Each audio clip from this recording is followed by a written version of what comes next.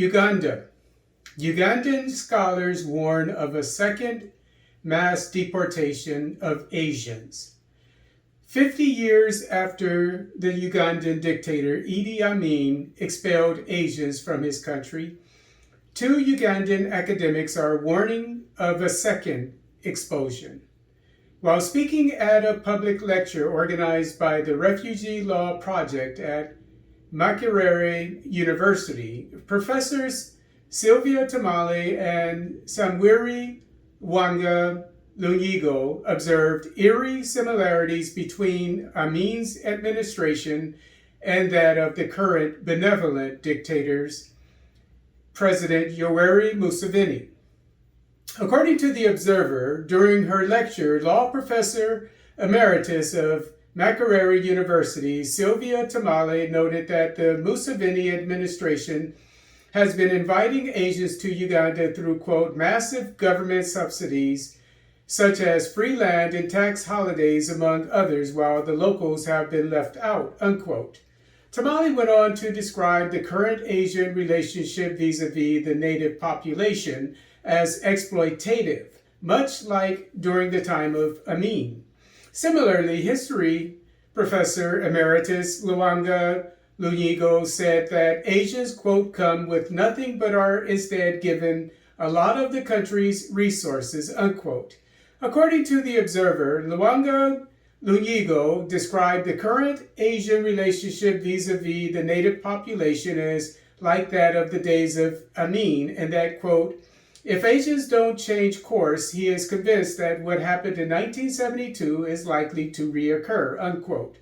Speaking of Lwanga-Lunyiigo in reference to Asians obtaining Ugandan citizenship, The Observer noted that, quote, he said this would be impossible because even the Indians don't see themselves as Ugandans. He added that their failure to integrate with the locals means that they view themselves as a superior race, unquote. Kenya. Kenyan group sues Britain for land theft in tea-producing region. On Tuesday, August 23, 2022, a group of Kenyans sued the British government at the European Court of Human Rights for colonial-era crimes against humanity.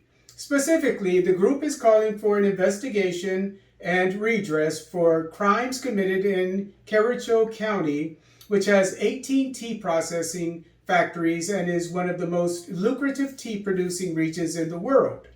According to Reuters, the United Nations maintains that, quote, more than 500,000 Kenyans from the Kericho region suffered gross violations of human rights, including unlawful killings and displacement during British colonial rule, which ended in 1963, unquote.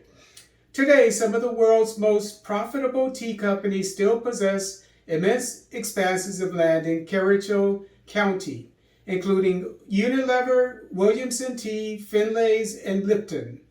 According to Atlas.com, Kenya is the third largest producer of tea in the world after China and India.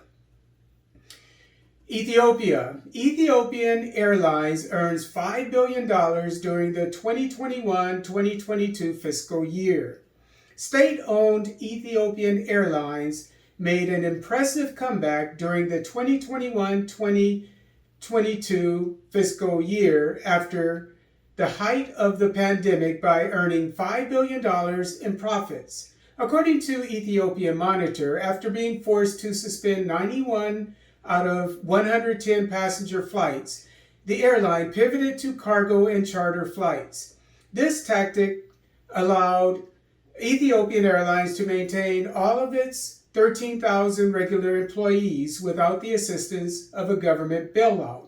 During the height of the pandemic, the airline converted 38 passenger planes into freighters to accommodate the new cargo flights. Since returning to its customary passenger air travel, Ethiopian Airlines has converted 13 freighters back into passenger planes. Democratic Republic of Congo. 46-year-old woman dies of Ebola in eastern DRC. According to the Minister of Public Health, Hygiene, and Prevention, Dr. Jean-Jacques Bungani, Banda.